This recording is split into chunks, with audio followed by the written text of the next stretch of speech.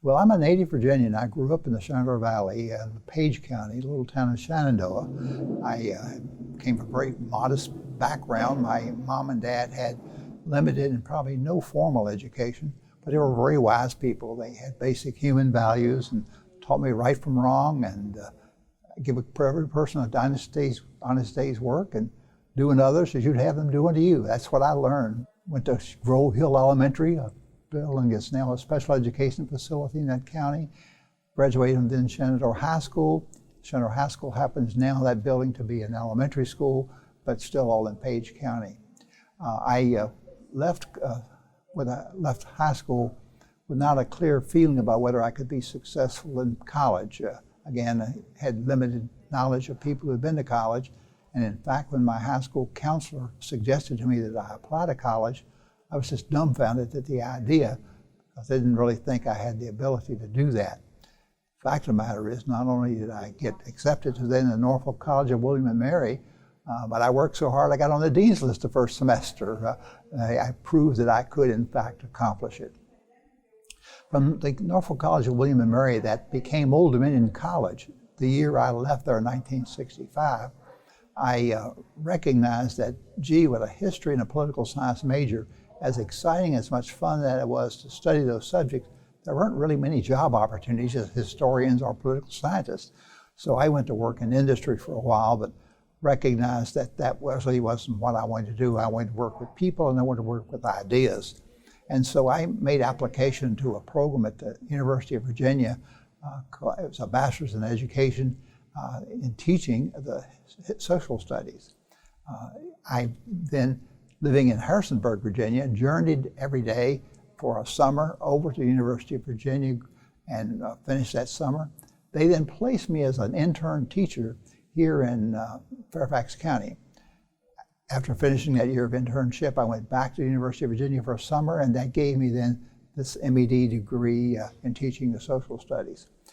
The idea was that you could get in-depth study in your subject area, but you could also then get to credentials for teaching. The practice teaching, if you will, was that internship. That internship for me was in Fairfax County. Gee, I'd never been to Fairfax County and didn't have any thoughts that I would live in a suburban community like Fairfax, but I came here as a half-time teacher at Edison High School. Quite a learning experience for me, because while Edison was happy to get a half-time teacher to teach some students, they also had some really choice students they wanted someone to serve. And so those students in that first class, 3 class sections, probably taught me more about teaching than I ever learned at the University of Virginia. They were exceptional students in terms of needs. My third period history class had 21 students in it, 15 of whom had already failed the class. But I worked hard at it, and it truly was the hardest work I'd ever done in my life, and have the hardest work I've ever done since. But realized some success in that. But more to what happened in my longer career was the fact that the assistant principal there came to me and said, they're looking for part-time workers in adult education. Would you be interested in working in the evenings? And the answer, of course, was yes, because I needed some extra money. And I came to in Edison High School to be a room coordinator, it was called. But the director of that program, George Lane, called me up and said he had an opening for a history teacher. Would I be interested in teaching at night? Well, the room coordinator was 1 night a week. The teaching was 2 nights a week, so I took the teaching job. And what an eye-opener that was. My classes were about 25, 30 students, but the other feature about the classes was that they were average age of about 35 years. The most wonderful people I'd ever met. People who had left school early for various reasons. A lot of them socioeconomic kinds of reasons that prevented them from graduating as regular school. They were motivated, they worked hard, and I thrived on working with them and making sure that they were successful. My theme always was in teaching history and political science, based on the fact that I knew so many people who left school hating history and hating government. And I wanted that not to be their experience in being in my class. I was interested in people learning to be creative problem solvers who had a love for learning. And so I would say to my history classes, now listen, I'm not going to ask you to name the president's order because I'm not so sure I can do that. I'm certainly not going to ask you about the Civil War battles and the generals and all that, because I'm sure I don't know those.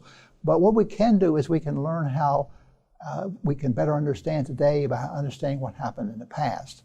So we had a wonderful learning experience. Just a couple years into that experience, and I also might say that in the second year, I stayed at Edison High School full-time. They offered me a full contract, and we had a program of English social studies work, working again with the children who were most challenged. Again, kids who maybe at that point in time maybe had learning disabilities, but we did not know that then. This was in the 60s, and we weren't identifying students. But in the meantime, the director of adult education got moved to a federally funded program, and there was an opening for a coordinator of adult education. Well, it turned out I was one of the few people around who had any experience in adult education. I applied for the job and became assistant coordinator, and almost immediately was promoted to the director of adult education, because again, George Lane, who had the job, went on to work in an adult basic education federally funded program. Suddenly found myself now as director of adult education.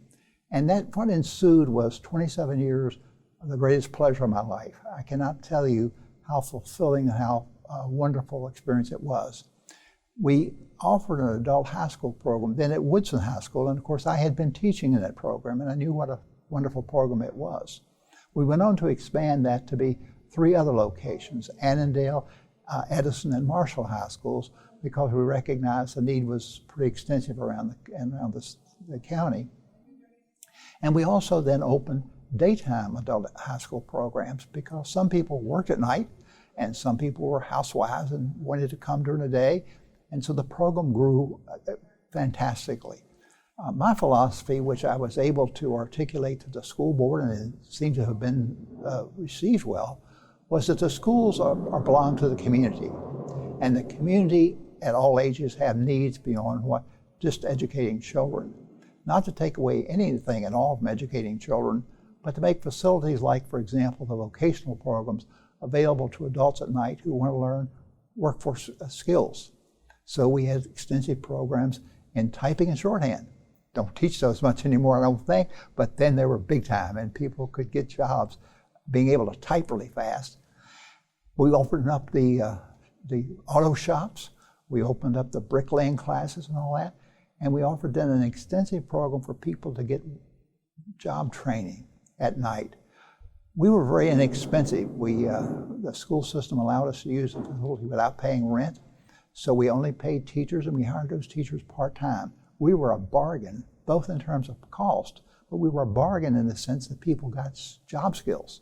They could go out and they could sell themselves in the marketplace because they could do things. All these things, again, offered so much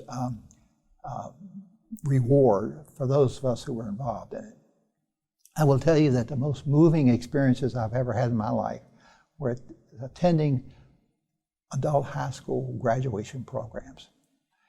In adult education, when you have a GED or external diploma or adult high school graduation, you have people come to graduate who bring not only their significant other, but they bring mom and dad, they bring grandparents, they bring aunts and uncles, and they bring sometimes their own children. This is such a great experience for the graduate, for sure, but the family is so relieved. Oh my gosh, Johnny's finally made it, or Sally got through it, and whatever.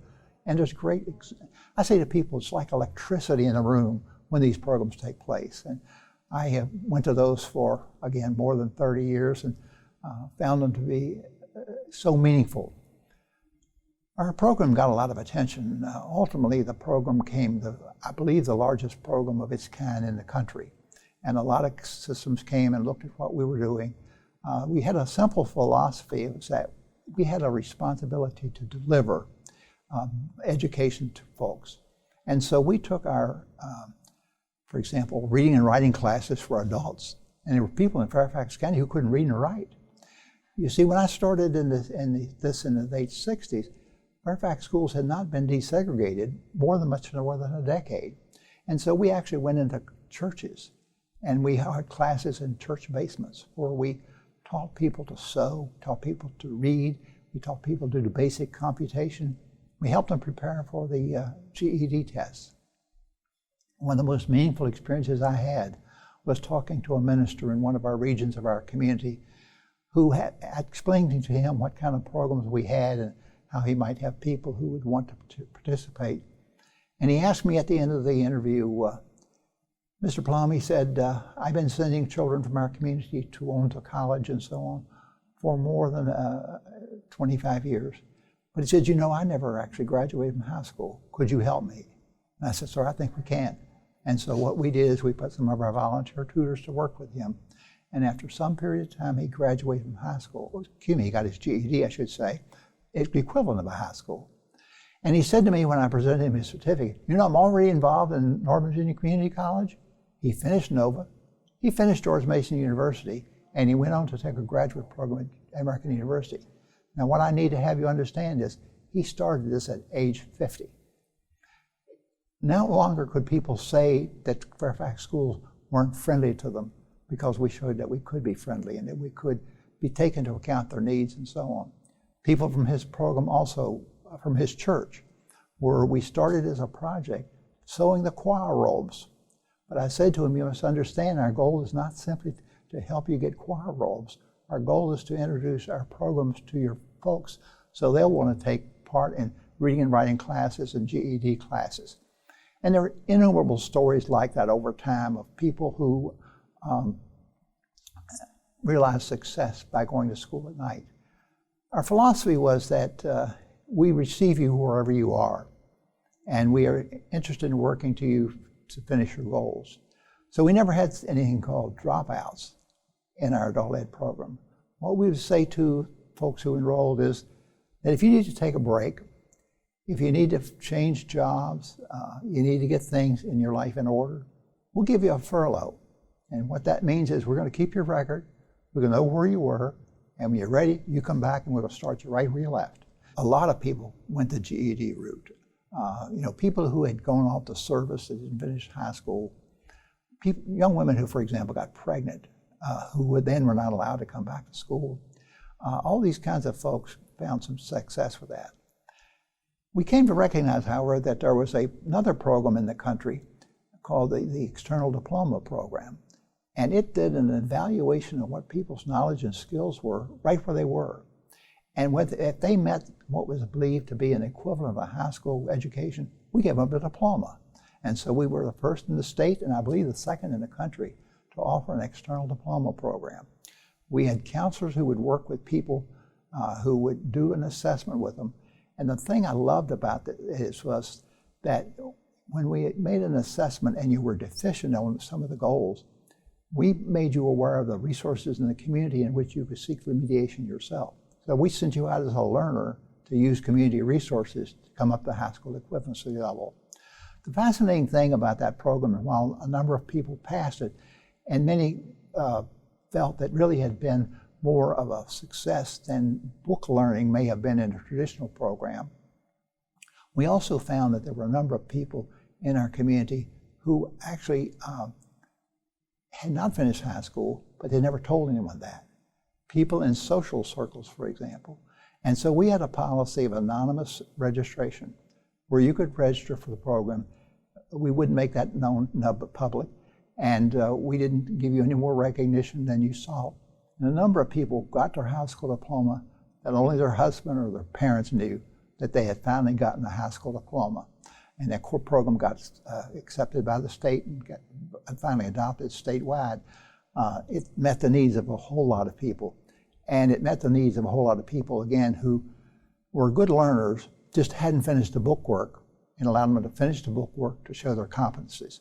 So that then left you with a basic education program for reading and writing. It left you with 3 ways to get your diploma: evening or day high school classes, regular classes, the external diploma program, and evaluation of your knowledge and skills, and then the GED option. So all the time that this is going on, we are feeling a tremendous amount of success, and the staff was so exuberant and so hardworking. And our program wasn't huge. It allowed us to be really selective in terms of the teachers that we hired.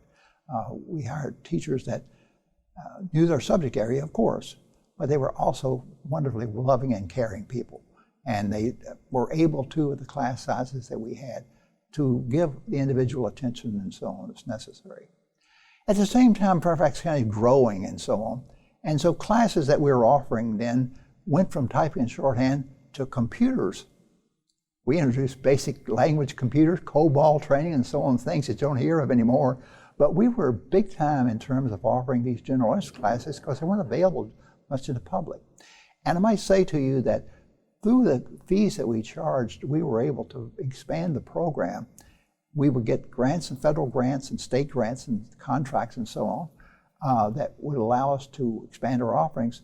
So we never called upon Fairfax County government for very much tax revenue. We were able to do a lot of this on our own. When the police, for example, in Herndon found that they were encountering more and more people who spoke Spanish, we went to their location and taught their police officers some basic Spanish. We were able to work contracts like that with people in the hotel industry, for example, who had employees that they couldn't communicate with, and so we delivered the language to them there. We were one of the biggest offers of foreign language, I think, in the whole metropolitan area. At one time, we had 25 different foreign language classes, and these were primarily people who were traveling or people who grew up some other country or whatever, and that was a successful program. Classes that started off being basic sewing and basic cooking and that sort of thing went on to international cooking and went on to decorating your home, and the vocational programs continued to expand. We were a major contractor for manpower training. Now that's a no-no word these days, but in the 70s, that's what the federal training programs were called, manpower training. And they were programs that we, for example, turned some of the barracks at Fort Belvoir into training facilities where people could, in the community, come and learn to lay brick, do trade skills work like carpentry, electrical work, HVAC, and so on. So people left and were able to be able to go get a job. Now, all this time, I had been honored to work with a community of staff that were knowledgeable in their field. We gave them a great deal of latitude. We promoted creativity, and the program's success became obvious.